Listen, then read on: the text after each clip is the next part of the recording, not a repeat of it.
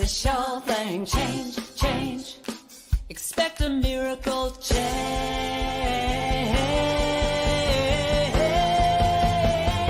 Watch me change when you change the way you look at things. The things you look at change. When you change the way you look at things. The things you look at change. When you change the way you look at things. The things you look at change. When you change the way you look at things. The things you look at change. Now do do do do do do change. Do do do do do change. Do do do do do change. Do do do do. Good afternoon and welcome to Spirit Cafe. I'm Barbara Schreiner Trudell, And I'm Cheryl Rogers. and we are so delighted that you're here today. This is going to be a great show, but let us begin first with the land acknowledgement. We are gathering from many places on Turtle Island, and we as settlers are grateful for the opportunity to meet here, and we're grateful for all the generations of people who've taken care of this land for thousands of years. We acknowledge the Indigenous stewards of this land. We recognize and deeply appreciate their historic connection to this land, and we honor and respect the way the country has been shaped. We also recognize the contribution of Métis, Inuit, and other Indigenous peoples on this country, this province, and this entire continent, actually, and around the world, because it's a lot of places. So anyway, miigwech. Okay. Our guest today is remarkable. Samuel Lopez is a two-spirited man from what is now known as El Salvador in Central America.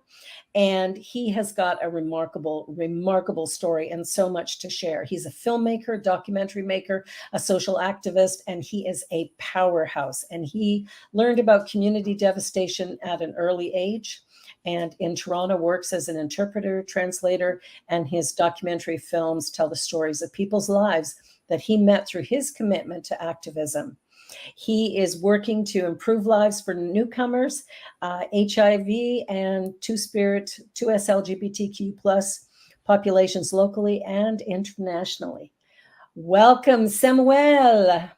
Welcome, welcome, welcome. How are you, my friend? How are you? Good, good. Samuel, we just had a brief conversation before the show, and I'm so excited to meet you after watching your interview on the Joy Show last week. That was good, eh? Oh my gosh, it was wonderful. And the wisdom, I was like, I got to meet this person. But, you know, I listened to your bio and you've done so much. And then I wondered, how would Samuel introduce himself? If you Wow, were that's asked interesting, eh? to do so. Because I would just say I'm Samuel. Mm-hmm. You know, Samuel. I wouldn't say all of those credits Mhm. because it's, you know, when you're good at something, then let others say that. Ah, that's good. What Yeah. about your Indigenous name? and Well, the meaning? thing with that, I don't mind sharing it because because I know you. But there's also our spirit names have a teaching. Mhm. And when we share teachings, we decolonize. We don't just give, we exchange. So you have to give tobacco to receive a teaching. Mhm. And the more we do that, the more we undo what has been done. You know, from taking the land, from taking your elders, from taking your children. When is that going to stop? You know? So as I am receiving joy and love from you, I will share my Indigenous name. How's that? Beautiful. Thank you. Oh, I love that. Okay, so my name is Small Tree Standing in the Wind. And I received it at an urban sweat lodge and it's Nova Health in Toronto, and I basically it's the image of a day like today that is windy and the trees are bending, and the trees could be really huge, and they could break eventually. Mhm. So, as you may know, they trees communicate, right? They have this language through the roots, Yeah. and it's just like when you see a computer program, it's almost just like that, and they communicate among themselves, and basically that's how the earth is held, Yeah. together by these roots that are communicating all the awful things we are, Mhm. and how to put up with us. So these trees had they knew there was this wind. It was going to be windy, and they started communicating among themselves and preparing. And so the small ones uh, are feeling disadvantage, right? Because they are small. Uh, and the story is that when it comes to trees, and if it's windy, if you're small, you're actually in advantage, not in disadvantage, because the big ones would break Mhm. and block the wind. Mhm. And so there's this hill where you see the trees that are swinging and breaking, but there is one tree that you see at the end that is tiny, and it's a small tree standing in the wind. Oh, I love that. It's It's so beautiful. beautiful. I could just picture it as you were talking. I could see this whole story in my mind. Yeah. And yeah, so obviously part of what makes you a wonderful filmmaker, Okay, right? sure. Well, tell us a little bit about your documentaries because I think, we're looking at the world right now, like I'm looking at what happened in Colorado Springs, what happened before at Pulse in Florida, and what happened in Vancouver. There's a lot of stuff going on around the gay community, transgender. It's drag queens. It's really kind of a mess at the moment. And the films that you do are, really about people who've come in as refugees. A Mhm. couple of them who've come in, but we're seeing problems here as well. How do you deal with some of that, or what is your hope for us moving forward? First, I don't know, maybe too much is happening, because when you mentioned Vancouver, I said, what happened in Vancouver now? It's like There, there's always Yeah, there something was a happening. reading. Yeah, there was a reading at a library last Saturday. Drag queens were reading stories to children. And so families were coming in with their little kids, but there was all of these protesters out in front yelling and screaming at these children and their parents coming into this venue. And I thought, who did most harm here? Mhm. Who did the Hmm. most harm here? Like the drag queens aren't doing anything wrong. They're reading stories, they're being who they are, but Exactly. But like, there's something about that. It's like, and that's a good choice of words to say who did harm, because if you say who did wrong, it is wrong to teach others, to give them knowledge, to give them information. It is wrong for us to make people aware of realities, right? yeah. So we become persecuted because of those things. There have been shows that I have watched on people giving opinions about how they experience COVID, for example, and they have been banned, Yeah. because of they for what they know, for what they lived. Mm. And so for me, what it is like what I was saying last week about if I read a book, when I'm done with the book, what am I gonna do? Put it in the shelves? Do you see any books here? No, I have given them all away. Mhm. Knowledge doesn't belong to me. It belongs to the world. As soon as I have information, I finished that book. It has to become knowledge. Now Mhm. I'm responsible of the knowledge acquired. Mhm. I put what I have learned in practice by starting by passing the book somewhere else. Otherwise, I have to clean too many books after. You know, Mhm. this is how. Like me. I Sorry. like me. I have too many books. You're inspiring me now. Just yeah, talk some more so that I can get into that energy to let them go. So that you can clean up. Yes. Well, I learned that first of all, as a child, uh, in when I was being taught through the Bible, and what we were learning, uh, coming from El Salvador, it was we were learning in a clandestine way because the teachings that we were getting they seemed to be controversial with the civil war of El Salvador. Mhm. So being a child that had to hold information in for so long Mhm. is what has made me a filmmaker. All of my films document a story, and the very first one is Samuel and Samantha, and basically it's the story of Samuel and his alter ego when he was a student at U of T. Yeah, at that time we were in Toronto. You couldn't put high heels on and go for a walk or go out, even if you were going to Mhm. the street, without risking having to I be. realized that there's a lot of us around, and Oh, look at her. but I also felt like Uh, in many ways for example, this this I this feel left bar out is in like in the general guest scene the because it's Pink very Panther. It, white, it used to be on Anglo-Saxon, College middle Street class, and within a lot of us. Latin businesses, the Latin is strip, Mhm. and uh, it was I was at U of T at that time on my third year of international development, and I was a sociology course that made me think, well, I'm from Jane and Finch.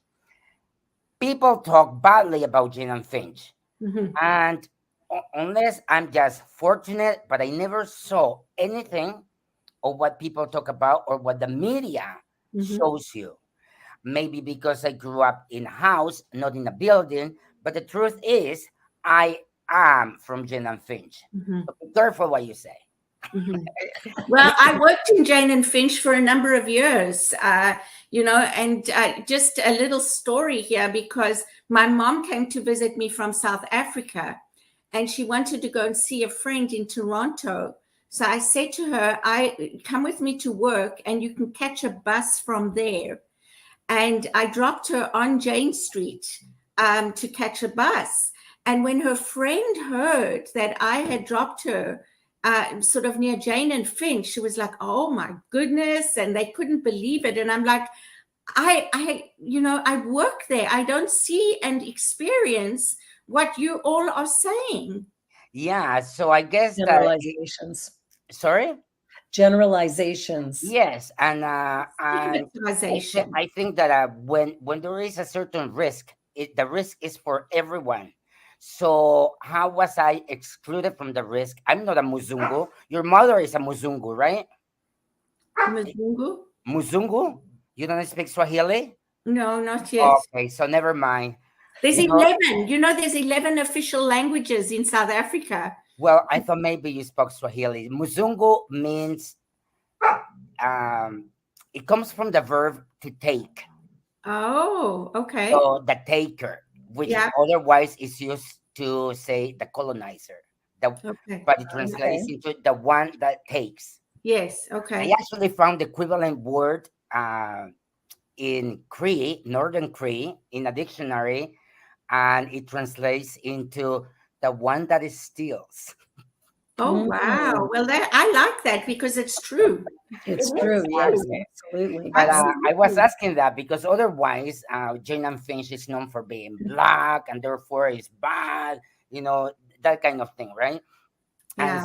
And to the extent that walking home, police have followed me, you I know, know. and I know. I remember saying, thank you for being so protective. Yes, I love that. I love that. They follow me all the way until I open my door. Yeah. Wow. It's like, I just want to share with you as well, because going back to the story that took place in Vancouver, and what you're talking about now is all learned behavior. Yes. We are not born that way. This is how we are programmed, how we are taught, I believe, in society, in our families, in the communities that people like myself grew up in. It's almost like the environment is seeped into us to think a certain way, and so for me, if we are taught something, we can also unlearn it.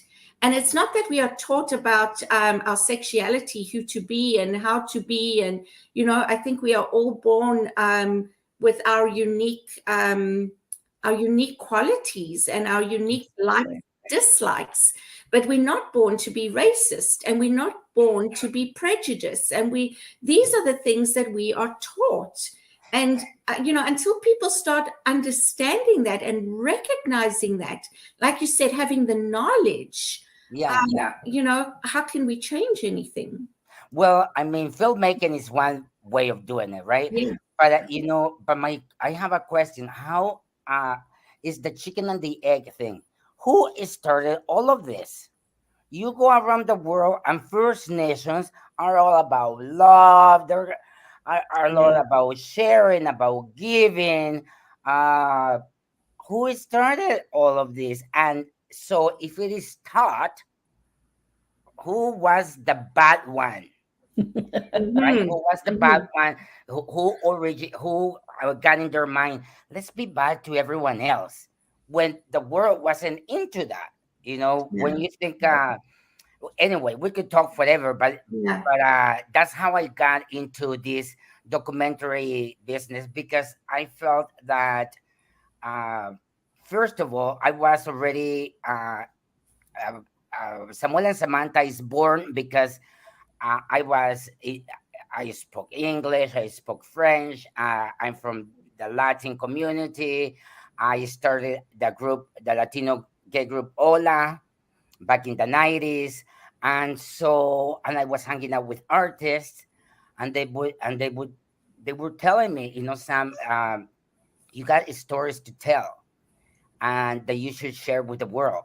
And Mhm. that is 1993 or something. And look, we're watching it now in 2020, almost 2023, and talking about it. So at that moment, it was perceived not as the the greatest idea to be telling the world that police persecutes Mhm.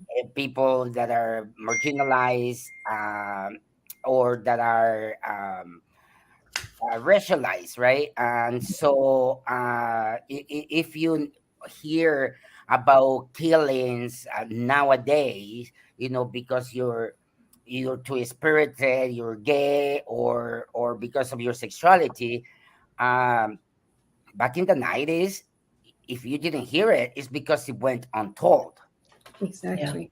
right? But it's Mhm. not. But this wave is not something new. What No. is new is that now we have telephones, and now we can record you. And if if you cannot post it online, well, you have it on your phone, Yeah. right? Yeah. And that's the only difference. That now we have media in our hands, uh, and it's helpful. At that time, I had to Who grab is that beautiful woman? Samantha Trench from Samantha? the House of La Trench. Oh, beautiful. Yeah, and that is her sister doing her makeup, who is actually Mariana Trench. There is Mario, but Mariana Trench, she got her name from the Mariana Islands, because Uh, the biggest hole in the world is in the Mariana Islands, and it's called Mariana Trench. Wow. You look so beautiful there. Yeah, you do. I'm sorry I interrupted you, but I'm like, who is that gorgeous woman? Well, that was only yesterday, you know. You haven't changed at all.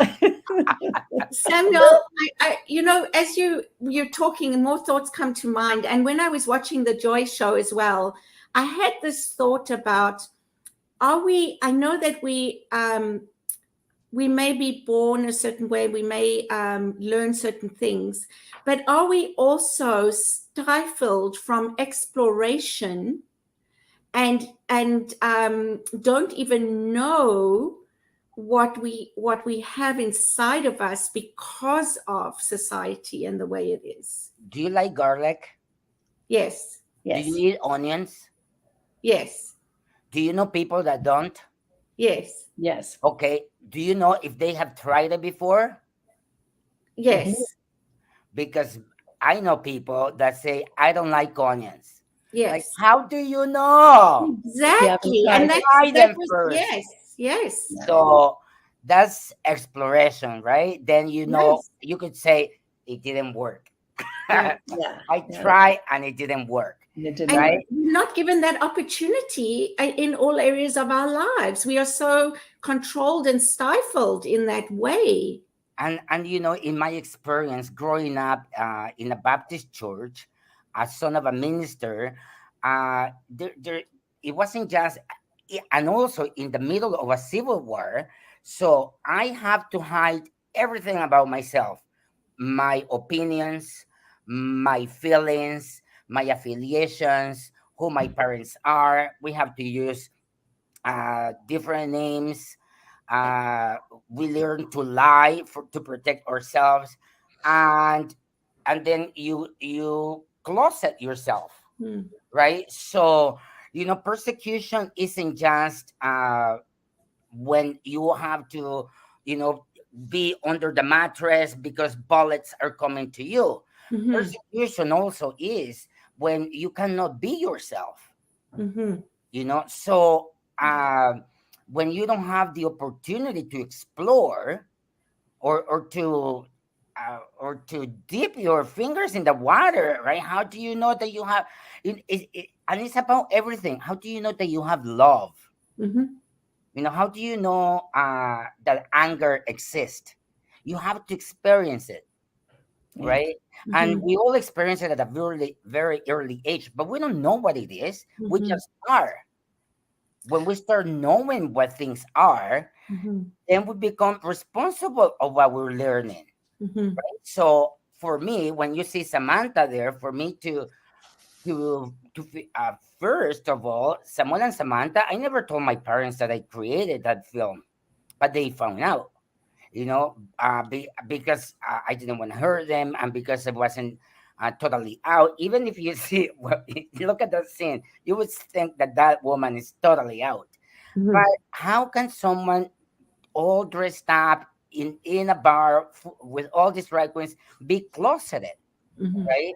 And to me, the experience, what it was, is that as I am uh, removing the shield that Sam has, removing my clothes, removing my regalia, and putting something new on, then the inside there is this other thing that it feels real, that it feels different, Mm-hmm. and that is mine, and that had been suppressed, Mm-hmm. right? And that it actually empowers me a lot. You know, I have, like many people, my own difficulties in accepting or might be who I am as a person.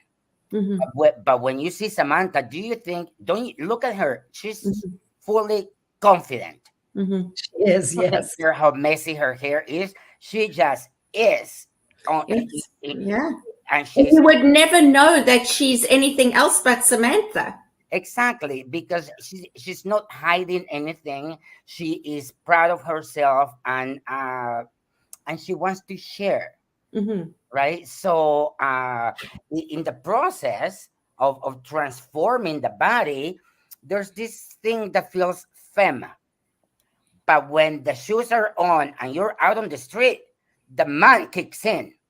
Mm-hmm. The man kicks in, and that is a protective thing. So that's why I call myself two-spirited, Mm-hmm. Yeah. because I mostly Samantha lives with Sam. Sam can do without Samantha for a day, like right now, but not the other way around. Samantha is part of Sam, so it's that's a whole different teaching, and it's a long one, but it has to do with how we express ourselves beyond our sexuality, beyond our sexual practices, right? It's more about the roles that we play in society, and how we communicate with others, how much we care for someone that is in tears, how much we are willing to give and pay attention to that by inertia, right? Not because you were taught to do it. Yeah. Right? So that is the two-spirited part. And that's how Samuel and Samantha was born. I became conscious of the need to express that people are, what harassment is for a person that is that is has a different gender identity, and I was educated, so I was able to say it in English too, right? And then I felt when I saw the result, that even including the bad comments about Samuel and Samantha, then I realized that it's important to create audio visuals, because that's the legacy of humanity. Important. From our indigenous cultures, things were stolen. Our whole culture had been stolen. If we had audio visuals like the ones nowadays, we would have a different kind of access to that information. But we come from the practice of learning through oral storytelling, from repetition, right? And imagine the brain that we had when everything we learned was just by watching and by listening. Now, do we like to listen? Well, and we have the opportunity now to learn a lot more, because people are stepping up and telling their stories, and sort of freeing themselves from the confines we had before. But we're going to take a little commercial break here, because we got to do that, and we'll be right back. This is Spirit Cafe Show, and our guest Samuel Lopez is with us today. So we're going to just take a commercial break, and we'll be right back. Don't go away. Oh, I was just going to go away. You're cheeky.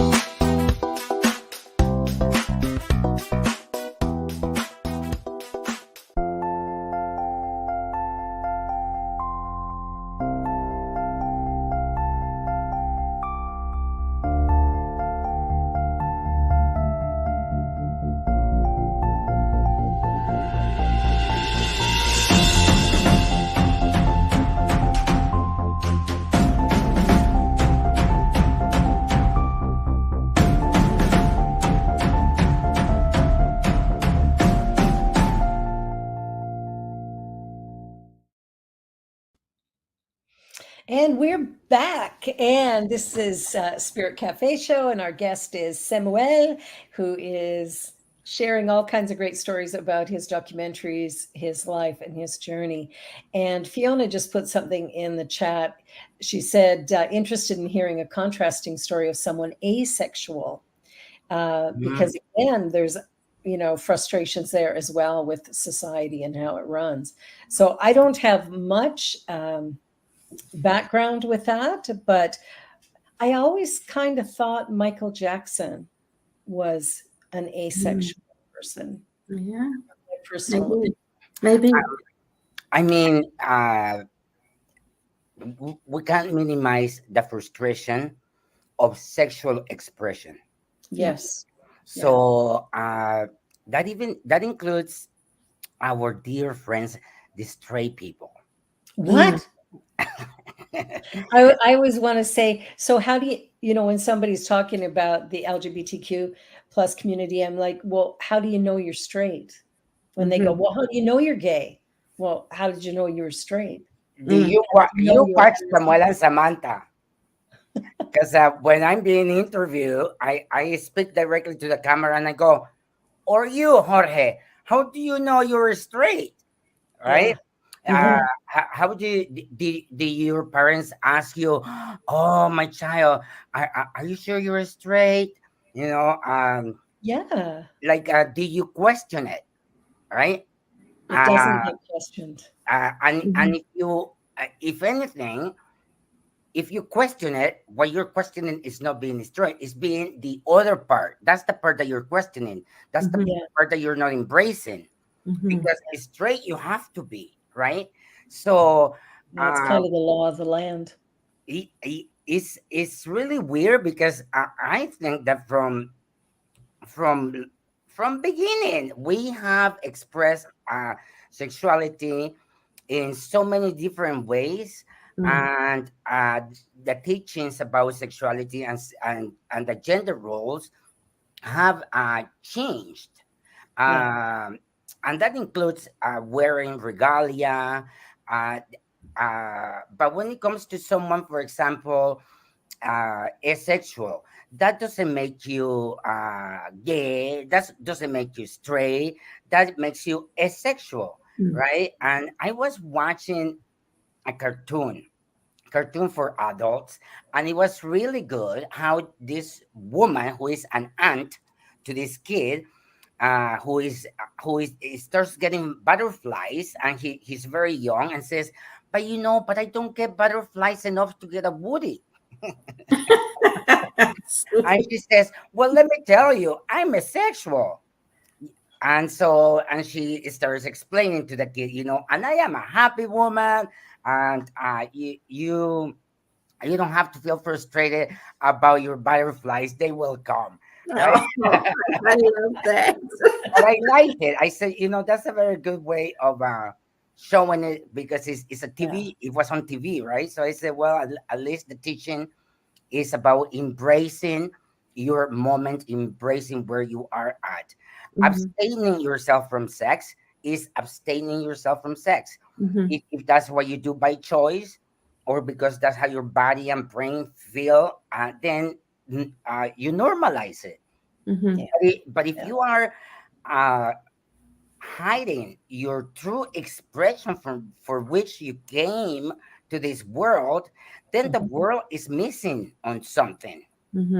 That's actually one of the things that even at my center, our vision statement is transforming humanity through the emergence of the sacred, authentic self. And I think that is the most important thing for our world today, for each one of us to find out who we are and just be that. In the moment that we can stand up and go, this is who I am, then there's a possibility of experiencing fulfillment, joy, satisfaction in life. But as we hide, which we've been trained to do, like I was taught as a young person that sex was dirty, awful. Well, And sorry. You get these messages that it's really, really bad. So then when you have sexual thoughts or desires or whatever, there's shame that gets poured on you, because not from someone outside of you, but from yourself, because you've been conditioned to believe sexual thoughts is a bad thing. Masturbating is a bad thing. Watch, we're going to get shut down for that. 'Cause Well, you said it's a bad thing. right, but we're taught that these things are shameful and bad. And because of that, I think that has also limited our expression. What fascinates me a lot is on television, we can show some pretty horrific violence, Yes. but And- we will not show a woman's breasts Yeah. or a man's, junk, whatever you want to call it, his penis. We won't want to show a vagina. We won't want to show a mother nursing. I was in the Chicago airport and they created these pods for women to nurse in. Like, let's hide you away in this little box. I thought I was so offended when I saw that. But we've done this. We've taken the human body and made it a shameful, So if you have a child that is hungry, you have to run to that place? That's what it's there for. I wouldn't do it. I'd just sit out in public, which is what I mean, I remember being on Queen Street nursing my daughter because she needed to eat. I mean, I always threw a blanket over myself because I don't want I was taught can't show my breasts, so I would hide that. But it's still, I'm going to do it in public. I'm not going to make my child go hungry till I get home. Yeah. And go sit in the Then you're guilty of negligence. Yeah. Yeah, Right? exactly. But we've created all this shame around our sexuality, around our bodies, and I don't know if it's just a North American thing. I mean, you could speak more to that, Cheryl, coming from South Africa, if it's the same thing there, or, Fiona might mention from Europe, but it's like, if we have decided that the form that we are living in as spiritual beings, this is our human existence, if we have denied that human existence, we cannot experience our full expression. We cannot experience true happiness and joy. We cannot be fulfilled in life because we've shut down a very essential part of ourselves. And I think that's been the challenge in the Catholic Church, where priests have been told, you can't have sex. You have to be celibate. And we know where that's gone. It hasn't been a good thing for many children. So I think, I keep thinking to myself, and I go back to it again, and I don't know. For me, the key here is we keep saying we created. And that's exactly what we've done. Man has created the laws, the governments, the norm that we should live in. So for me, it's all about that. It's about how we as man, and we are part of that, has created this. And recognizing that we can still have a role in creating something different. Yeah. Let's change it. I actually grew up with women breastfeeding everywhere. Yeah. So I saw lots of breast in my childhood. We had baby bottles filled with formula. We didn't even allow women to breastfeed when I was young, or when my first 3 children were born. Yeah. In the hospital, they handed you a bottle and formula saying this is the best for your child. So you could probably make a bottle for a child blindfolded, because growing up with it, I mean, you see it in the city, you see it among peasants, you see it everywhere.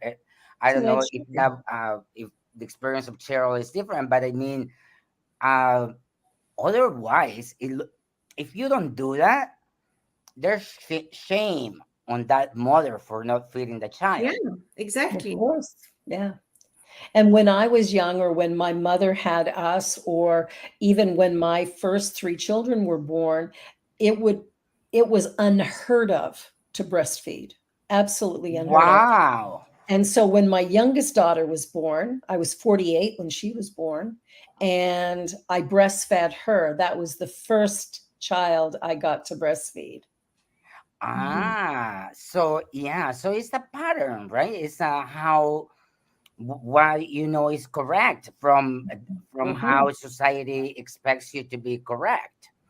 And Well, it's it's just that, like when Samuel and Samantha happened, another thing that was important is the fact that I grew up Christian and yes, that I removed that veil, and I'm not minimizing, the stories at the present time of Iran and how women express themselves, but it's exactly the same. I literally physically removed that because it was in the church that I learned how to think. Mhm. yeah, And then when I had the opportunity, then I said, well, now I have questions related to the church because what a club of men that yeah, make no it, kidding. they make these rules for everyone, but none of the rules apply to them. Mhm. I know. you know Exactly. And that's it. That's exactly it. It is man-made. It's Yeah, interpretations by man, implemented by man, that we have to believe this way, or that, we'll be punished by some God in the sky, which I don't believe in. yeah, I know that, Barbara as well, we believe in something different. There's one power, one presence everywhere. And there are many paths, but certainly it's not man-made. It exists, and we are in it. We are it. It's energy, it's vibration, it's frequency, it's so yeah. many different things, right? But it's not a man in the sky who says you're good and you're bad, so you go this way and you go that way. It's, when I hear the indigenous beliefs of, the creator and everything is one, that's exactly what I teach. Mhm. There's only one thing going on and we're all a part of it. And we're expressing our spiritual nature as we express anything, right? that And sorry, go uh, ahead. uh, reading Fiona's comment here. Uh, Hmm. I think 500 years ago, we were willing to die, to kill ourselves, to starve ourselves uh, before, the expression of I'd rather be dead before this and that and that and that. Well, Hmm. indigenous people rather be dead before a white man comes and rape this woman, Yeah. right?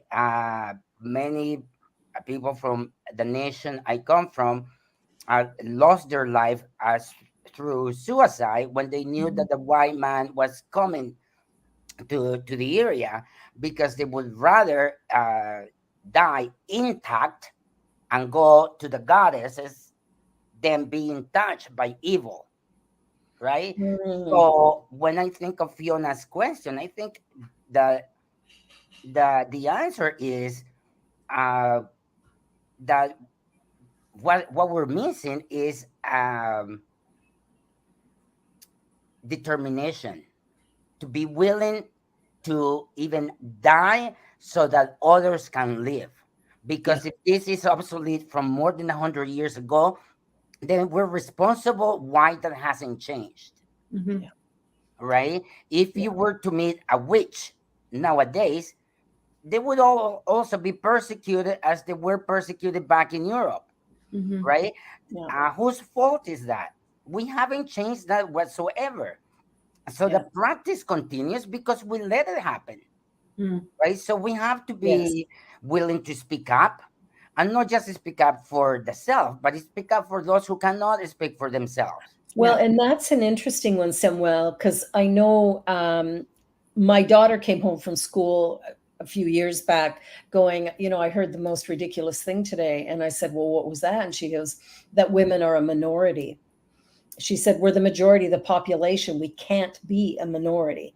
And I thought, yeah. And, colored people are the majority of the population in the world. And Christianity is not the predominant religion in the world, and white people are not the predominant people in the world, and yet there's this this idea that somehow it is. But one of the things that happened, my daughter was riding the subway home from school one day with two of her girlfriends who are Somali Muslims. They were 15 years old.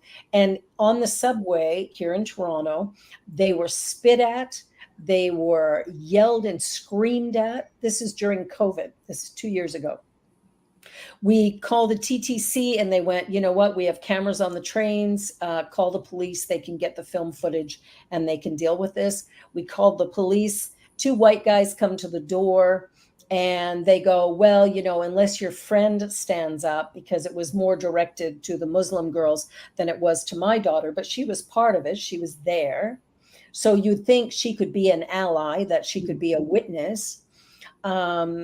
And she was harmed by it because her friends were harmed. Mm-hmm. And the police go, well, there's nothing we can do unless your friend wants to step up. Mm-hmm. But as a Muslim teenage girl, she can't stand up. She can't voice her opinion. She cannot take it to the police. Her parents would not be happy with her. It just isn't allowed to do that. And we're not allowed to stand up for her, which I was so outraged by. I called the mayor's office, you know, nothing we can do. You have to take it to the police. So, you know, I'm looking at that. And I talked to this young girl a little while ago. I drove her home from school or not from school, but from our home to her home one evening. And you know, she goes, you called the police? I went, absolutely. That should never happen. And she goes, it happens all the time. I was devastated. I thought, you're a young, beautiful girl. Why are you having to deal with this in this country that is supposed to offer freedom? Well, without contradicting your words, Canada invented apartheid.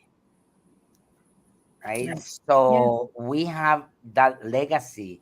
Yeah. We are responsible to dismantle that legacy. Yes, we are. Right? And so we have to find ways to decolonize our actions. And we have to do it ourselves. Like, we don't go and ask an indigenous person, tell me how to do this. No. We have to find out how to do it. I mean, we could learn from one another, but don't just throw the towel to someone else to do it for you, right? And you know, the story you're telling about your daughter, which is really unfortunate that she had to live it, and the response you have received, as you were speaking, that was the first thing that came to my mind. What is she talking about? Like, let's talk about race. Let's talk about sexuality. When you're young and you don't know about your sexuality and others can see it, right? You're being shamed on. So you grow up with all of this discrimination. If you are not mainstream or otherwise, if you're not white, the expression of racism that you face, there are people that have said to me, Sam, just like chill, just take it easy. It's like, maybe it's not a big deal now, but I know that I'm tired of, you know, I'm in my 50s, I'm a good Canadian, and I'm still either a victim or a witness of how we look down at others. And it's the way to feel myself superior. And what's the need of me having to feel superior? And you know, and maybe it's something that I have to ask white people, because I don't know what the need is, but there is one need: to stop being inferior. And that is for sure. Because you know, if we have to see color, but we are one human race. Exactly. You know, and if we don't care for each other, if we don't care for this planet together, believe me, there's not going to be that one race that is going to save the world again. you know. Absolutely. Yeah. Exactly. I eat a vegan diet because I see the destruction happening in our world, by the way we're chopping down trees, and the way we treat the land. We are very Mhm. disrespectful, taking more than we need, and destroying without regard for future generations. Mhm. Which, I mean, we're the ones who are going to get tossed off the planet. Yeah, exactly. So we don't care. Mm. We don't Yeah, care. Mhm. So if humanity short-sighted. ends tomorrow, who cares? I'll be gone anyway, right? Yeah. And that's why these shows are so important, and your documentaries and what you're doing is so important, and the more that they can be shared and put out into the world, the more opportunity. And I know that there will be people who will be angry and who will protest against them as well, right? Um, Mhm. you know, Let them. however, for me, it's about being able to put them out there, and at least people watching them, listening, hearing the story, hearing the experiences of others, and obviously the hope always is that something will shift. Something will shift in someone's way of thinking, that might This that is might inspire them to even want to know a little bit more, to educate themselves. Yeah. everything I do is documentary. Yeah. The Sugarcane is based on the story of a man from El Salvador that came to Canada for the AIDS conference in Toronto. He because he had been protesting about the government blabbling about what they do for HIV, and comes here as a delegate. Other official delegates didn't let him speak anywhere, to the extent that they went to his room where he was staying on Mutual Street with a gun, empty the room, and asked him to come upstairs, which he didn't do. So when I was telling this story to Suzanne, at the People with AIDS Foundation, uh, she says, "Sam, I command you on it, but because my friend was going to be deported Mm. and Mhm. he was going to be killed. Mhm. If they came to Canada trying to kill him, and if he were to be deported, he was going to be killed, Mhm. right? And why? Because he spoke up. Because he spoke up against injustices. He spoke up against the lies from the government in relation to uh, the lack of support they give to people with HIV, in a country where they actually used to throw out mattresses after a person with HIV had been there. They throw them out and burn them at the back of hospitals, and and there are things that haven't changed. Our attitudes have not changed. It's like we are constantly doing it. We're constantly making it difficult.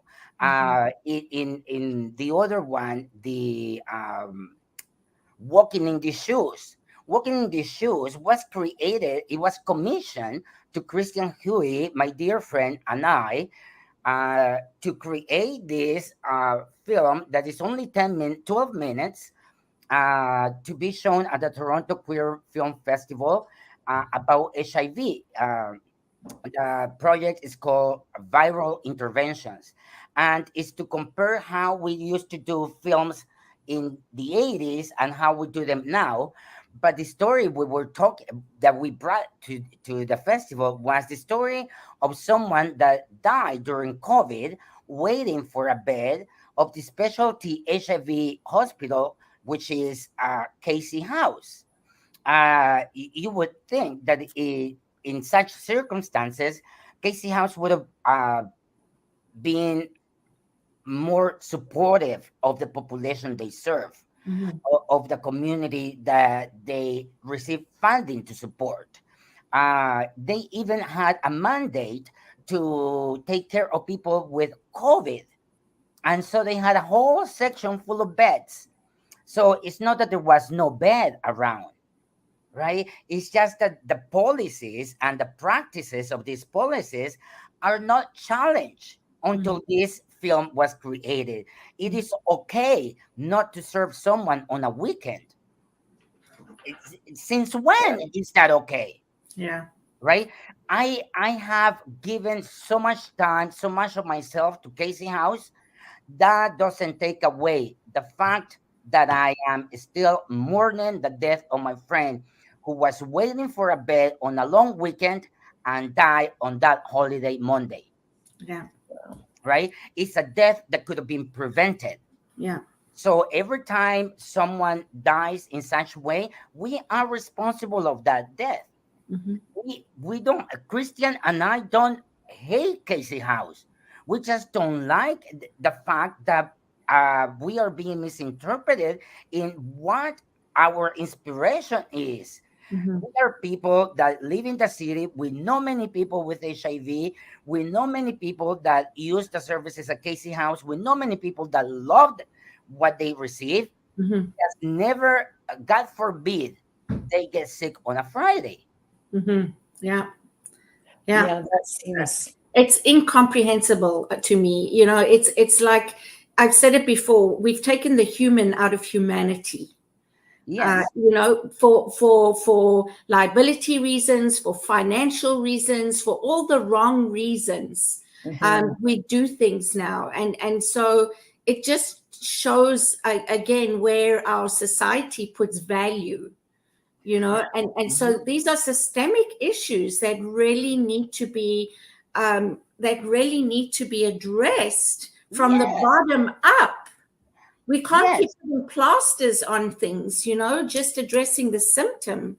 It's really got to be change. Yes, and you know, going back to Fiona's question, is we have to stand up for ourselves because who else is gonna do it?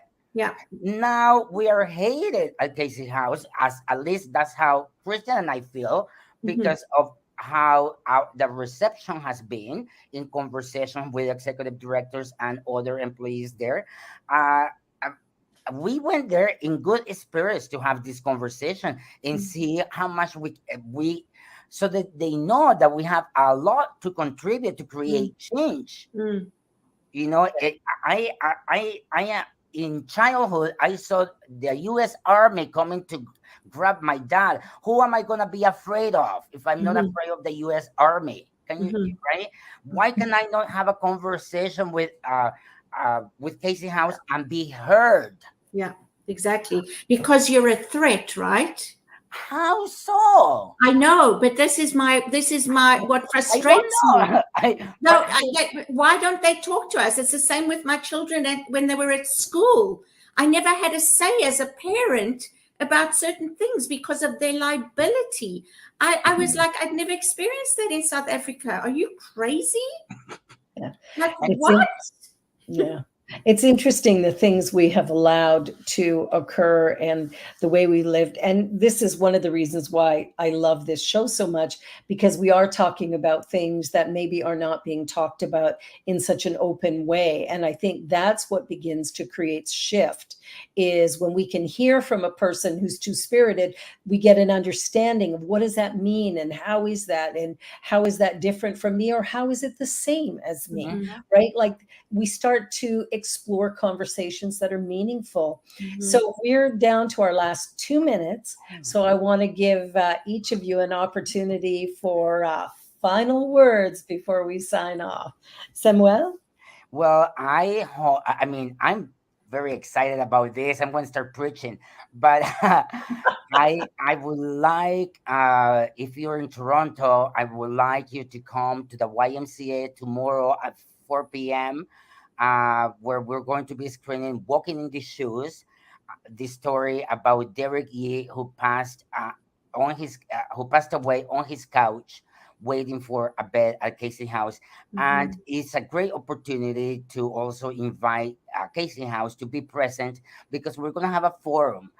And to be fair, in all honesty, it's good that others hear what we have been experiencing, or maybe hear something even better. Yeah. Yeah. Thanks, Samuel. Cheryl. Yeah. Well, first of all, I just want to say thank you to Fiona for her lovely comments and for supporting us and being here every single week. It's wonderful to see you. And thank you to Samuel. What a privilege to meet you and to get to know you just the tiniest little bit, because I know that there's just so much more. And I really, truly hope I will get the opportunity to meet with you again and to even be with you and have some of these wonderful conversations. You know, how do we create change? Yes. Well, and change happens by each one of us standing up and standing against ignorance and stupidity and calling for change and something new in the world. And we are out of time. So this is the Spirit Cafe show. We love you. We're so grateful for your time and talent. Please subscribe and share and comment. Bye, everybody. Thank you, Samuel. Thank you for having me. Love you. Love you too. On behalf of everyone at New Thought Media Network, thank you for being a member of our virtual family. Your financial contributions help share the New Thought message with people from around the world. Please visit and contribute at www.ntmedia.org/donate. New Thought Media Network, come be you. And please like, share, and subscribe. Until next time, peace and blessings.